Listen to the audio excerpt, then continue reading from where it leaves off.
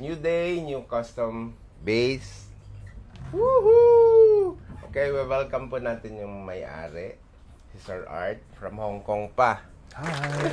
Hello! Hello po. Yan. So, itong base na to, iba-backstory lang natin. May mga nauna na tayong ginawang mga ganitong concept. Pero this one, nagustuhan ni Sir Art. Kaya nag-order siya. And ito nga, pang blood. Nagpo-flow na blood. So, sa church kasi gagamitin parang blood of Christ. Yes, parang sir. ganon. Blood of Christ po yan. Yan. And, may kita nyo naman yung mga sign na yan. Custom cross.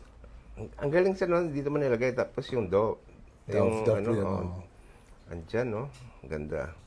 Anyway, i-discuss natin yung specs. So, LED shape to na datu. Yes. Hipshot USA Ultralight na gold. Ito siya. And 1/2 diameter yung mismong shaft. And naka-matching headstock tayo ng Buckeye with Wow. blood flow din. Yan o. Papunta yan dito sa fretboard. Okay, bago tayo dumating dyan, naka-bonnet tayo. And Aurora, red na strings. Yay! Hello Aurora, shout out. And ito, naka-kilted tayo na live edge. So, kaya nakukuha natin yung ganito. Hinahati yun. Then, yan na yung natural flow ng resin na red. And dito sa body, so pinapili natin siya, yung back eye na to is isa sa mga magagandang napili natin para dito sa base na to. Yan tuloy-tuloy yung flow na yan. Yan. So, matching back eye sa body and top. And of course, yung pickup, gawa ni Madam, Yes. LG custom pickups. Yan. And we use Babic na Single solo rail. solar rail. Yan. Solo rail. Golden shown. So, ang dali-dali adjust na ito yung height, yung intonation. And ang ganda ng kapit niya sa body. So, yung sustain talagang, define na define. Tapos yung mga clarity, yung clarity ng highs and lows, balance siya.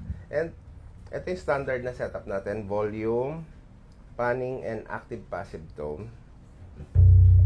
Yan. Yan sa baba naman, ito yung treble, middle, and bass. So, depende sa mag-suit doon sa taste nyo para sa mix nyo doon sa house or sa bass amp. And ito yung active passive switch. And single coil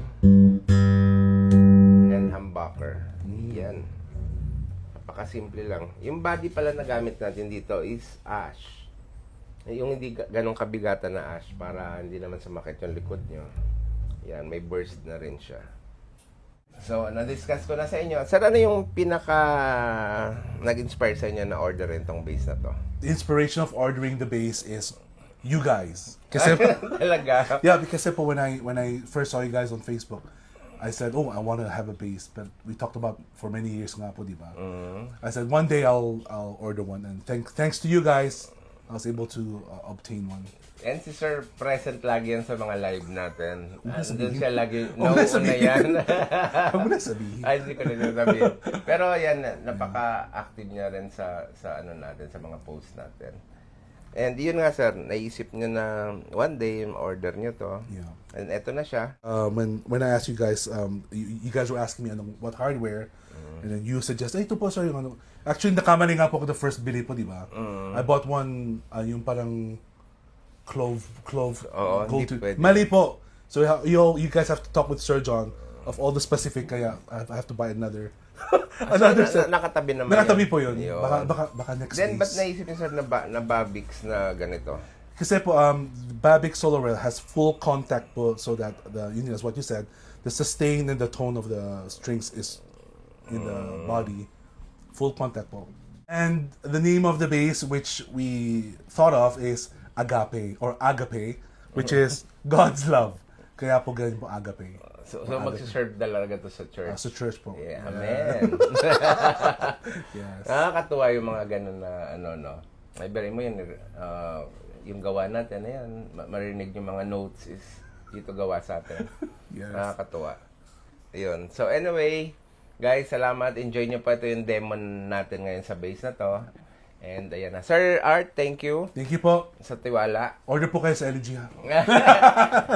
Yun na. Guys, ito Thank na you. po yung demo na hinihintay nyo.